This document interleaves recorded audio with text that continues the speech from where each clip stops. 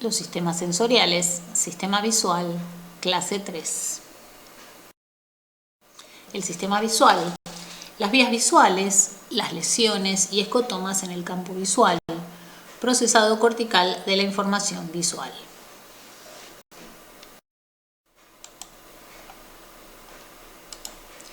Las vías visuales cerebrales comienzan en la retina y están formadas por los axones de las células ganglionares que conforman el nervio óptico.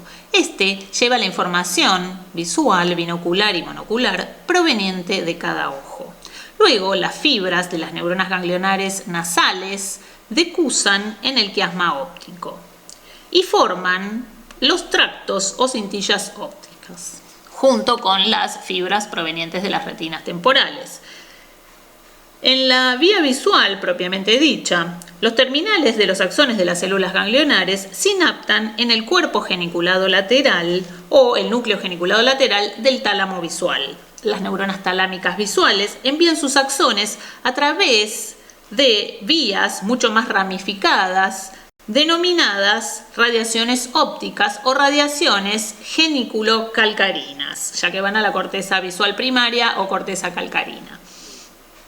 Es decir, estas radiaciones, que son los axones de las neuronas talámicas, entran a la corteza visual primaria o corteza estriada, ubicadas en el lóbulo occipital, y hacen sinapsis en la capa 4 de esta corteza.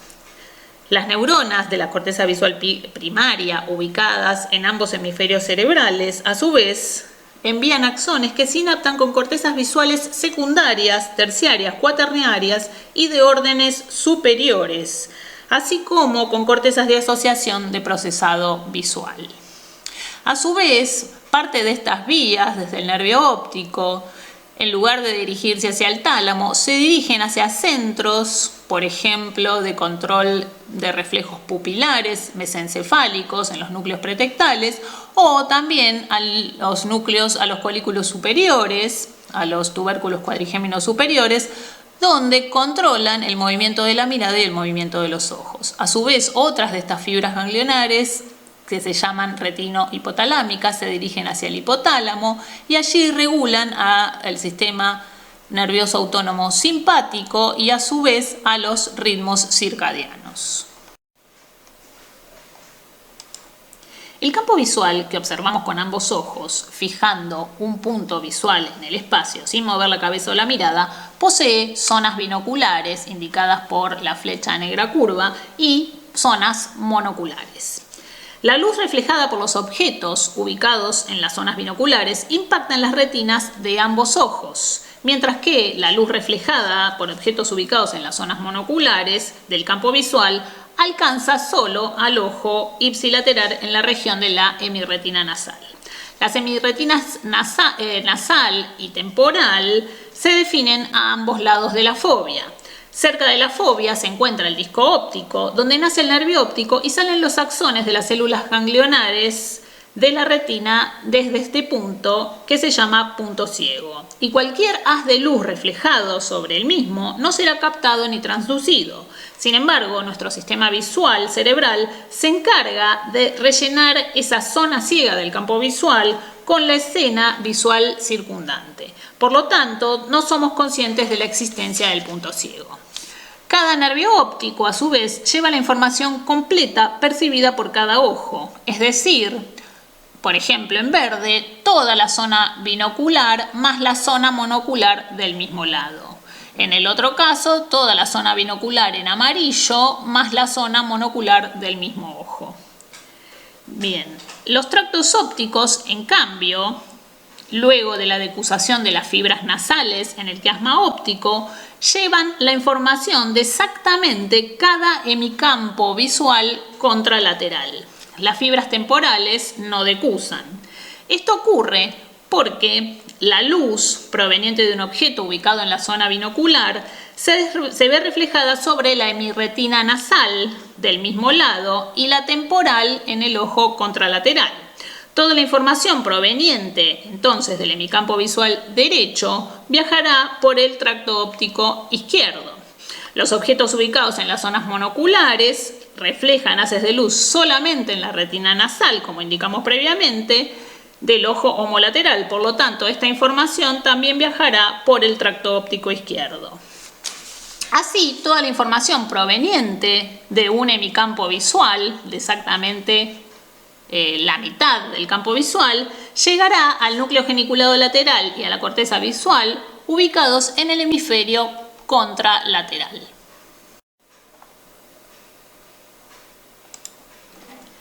El nivel de una lesión por la vía visual puede determinarse por un déficit específico en el campo visual. En este diagrama, los números indican el sitio de la lesión. Los déficits en el campo visual que resultan de cada lesión se muestran para ambos ojos. Los escotomas en el campo visual se indican en color negro y corresponden a lo que el individuo no puede percibir del campo visual con un ojo mientras el otro ojo se encuentra cerrado. En uno, la lesión del nervio óptico derecho causa pérdida total de la visión en el ojo derecho, es decir, amaurosis. En 2, una lesión del quiasma óptico causa ceguera de ambas mitades temporales en ambos ojos, hemianopsia bitemporal. Es la única lesión que causa un déficit visual heterónimo, es decir, en 2 zonas no correspondientes del campo visual para cada ojo. Este tipo de lesión ocurre frecuentemente por tumores en la hipófisis que comprimen al quiasma óptico y lo dañan. En 3 se ve una lesión del tracto óptico que causa hemianopsia contralateral. Si la lesión es en el lado derecho, se pierde visión en el hemicampo visual izquierdo. Las fibras que salen de las capas del núcleo geniculado lateral se ramifican en las radiaciones ópticas. Una lesión de estas fibras que forman el loop de Meyer o asa de Meyer en el lóbulo temporal ventral, como en 4, causará ceguera en el cuadrante superior contralateral. Esto se llama cuadrantopsia contralateral superior. En 5 y 6 vemos lesiones en general parciales de la corteza visual primaria, que provocan un déficit también parcial en el campo visual contralateral. Si la lesión es dorsal a la cisura calcarina, la ceguera será en la parte inferior del campo visual, como vemos en 5, contralateral. Y si es ventral a la cisura calcarina, en el déficit visual será el cuadrante superior contralateral el que se ve afectado. El área central del campo visual que vemos acá es un área muy pequeña y está ampliamente representada en la superficie de B1. Involucra una gran cantidad de neuronas corticales. Por lo tanto, el área proyectada sobre la fobia o la mácula no se verá generalmente afectada en el campo visual por lesiones corticales parciales, ya que es improbable que la lesión destruya todas las neuronas que procesan la información que proviene de la mácula. Por lo tanto, la lesión cortical en B1 ocurre generalmente con preservación de la mácula. Este esquema indica la representación del campo visual sobre las cortezas visual primaria o corteza estriada, área 17 en el lóbulo occipital. La representación topográficamente ordenada, o sea, espacialmente ordenada de las áreas del campo visual en la corteza, se conoce como retinotopía, así como se conoce como somatotopía en el sistema somatosensorial. Cada mitad del campo visual está representado en el hemisferio visual contralateral, como mencionamos previamente. Y además está representado de manera invertida, porque la parte superior del campo visual se proyecta sobre la corteza primaria ventral a la cisura calcarina en el lóbulo occipital y la parte inferior del campo visual queda representada en las neuronas ubicadas en la parte dorsal de B1 a la cisura calcarina. Además, la zona de la mácula que rodea a la fobia, y en particular la fobia, poseen una alta representación cortical, como vemos acá 1, 2 y 3 y 4 en el otro hemisferio. Es decir, una gran área de corteza y un enorme número de neuronas van a procesar la información de una parte muy pequeña del campo visual, que es la información que se proyecta cada vez sobre la fobia. Este esquema muestra una propiedad denominada excentricidad que indica un mayor ángulo a medida que nos alejamos de la zona de la fobia. 0 excentricidad es en el centro de la fobia, mientras que, por ejemplo, 60 excentricidad es la zona más periférica de la retina.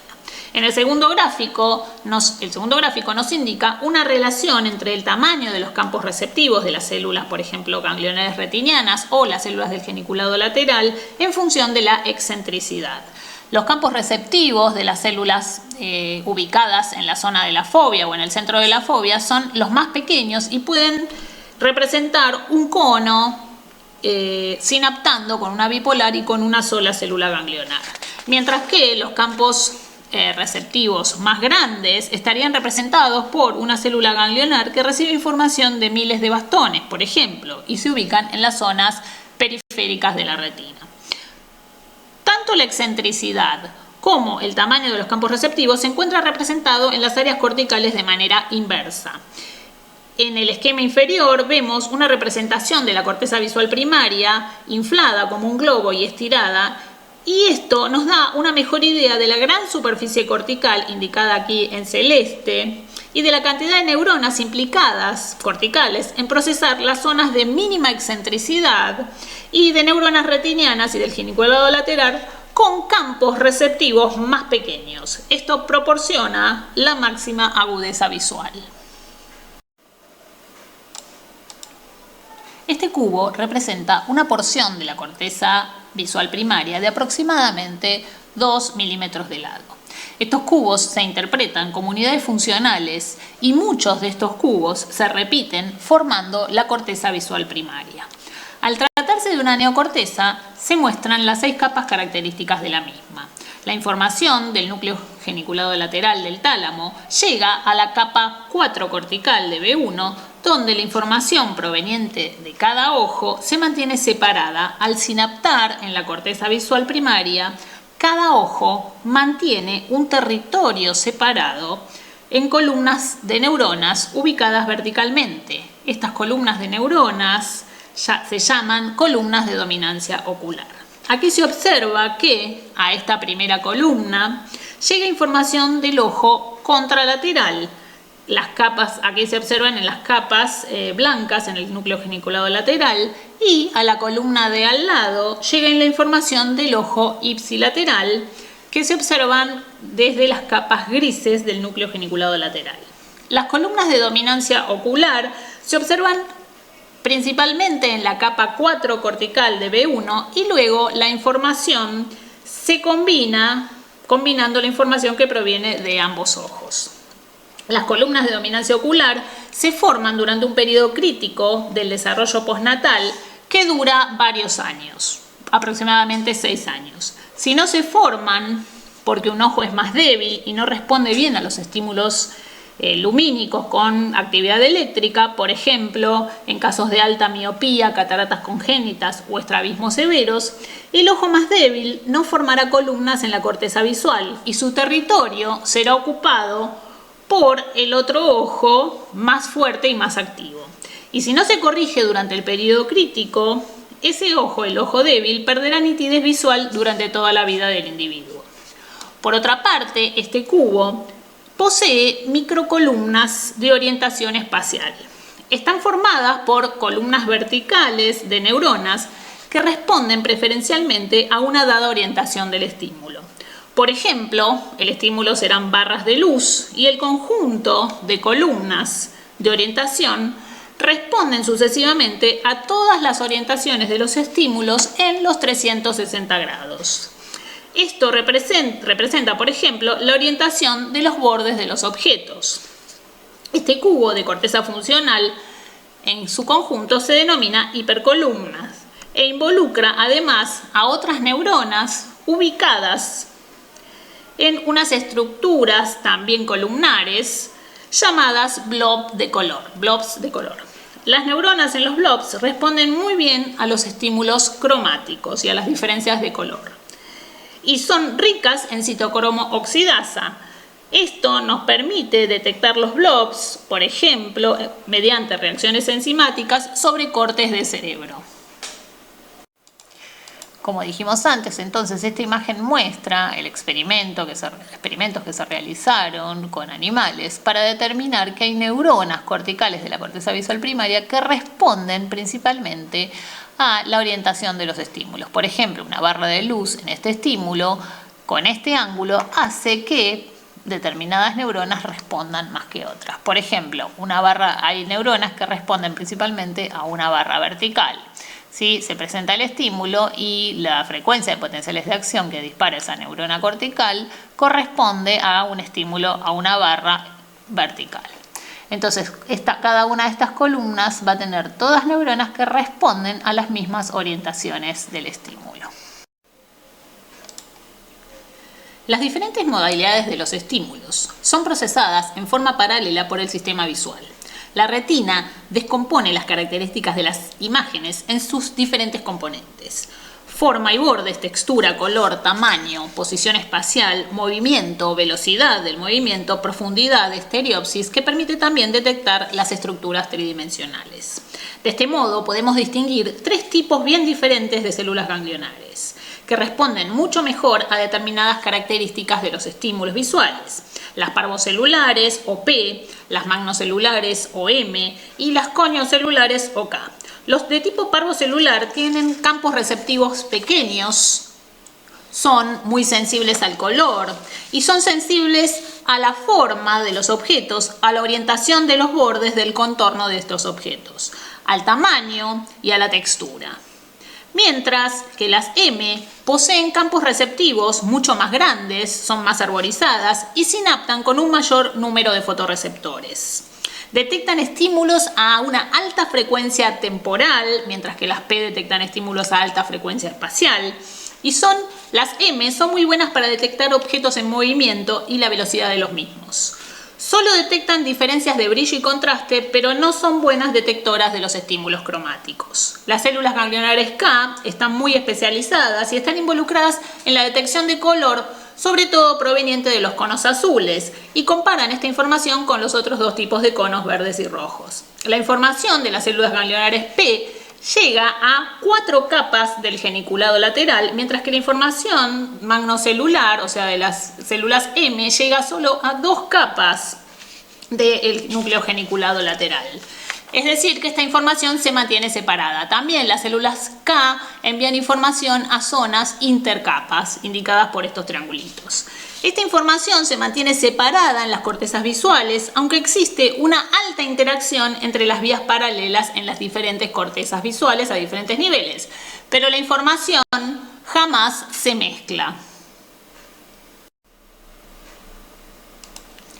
Por lo tanto, las vías que provienen de las células ganglionares parvocelulares serán parte de la vía ventral o vía Q a nivel cortical, mientras que las vías que provienen de las células ganglionares magnocelulares formarán la vía dorsal o vía donde también a nivel cortical. La vía dorsal analiza los movimientos de los objetos, la profundidad, las relaciones espaciales entre los objetos en el espacio visual y las posiciones relativas de los mismos. Para realizar estos análisis, la información que viene de las neuronas magnocelulares entra a capas específicas de B1, o que provienen del geniculado lateral, entran a capas específicas de B1. Esas capas específicas de B1 se conectan sinápticamente con capas específicas de B2, de la corteza visual secundaria, pasan a capas también de la corteza B3 y de B3 pasan a cortezas de orden superior como B5 o medio temporal y medial temporal superior. Estas cortezas están aquí adentro. Luego, la información, por último, llega hasta la corteza parietal posterior, que es una corteza polimodal. La corteza parietal posterior, si bien la vía donde termina allí, la visual propiamente dicha, envía información hacia los campos del lóbulo frontal que controlan el movimiento de los ojos y de los músculos de las extremidades. Por ejemplo, entonces esto hace que podamos interactuar con los objetos que se mueven o que están quietos en distintas posiciones espaciales en el campo visual. A su vez, entonces, la vía Q, por otra parte, va por la parte ventral y también por zonas específicas de B1. Las neuronas parvocelulares del geniculado lateral llegan a B1, también a capas específicas diferentes a las capas de la vía donde, van a otras capas también de B2, diferentes a los de la vía donde, pasan directamente a las cortezas B4 y de la B4 pasan a las cortezas inferotemporales en el lóbulo temporal inferior. Estas cortezas entonces lo que hacen es analizar a los objetos, las características, los detalles de los objetos y proporcionan el reconocimiento de los mismos. También proporciona el reconocimiento de las caras familiares o conocidas y a su vez la parte más anterior de la corteza inferotemporal también realiza el análisis de los objetos y los clasifica en distintas categorías. Por ejemplo, animales, vegetales, herramientas, etc. La integridad de la parte anterior de la corteza inferotemporal también permite nombrar a los objetos, saber qué son y además para qué sirven.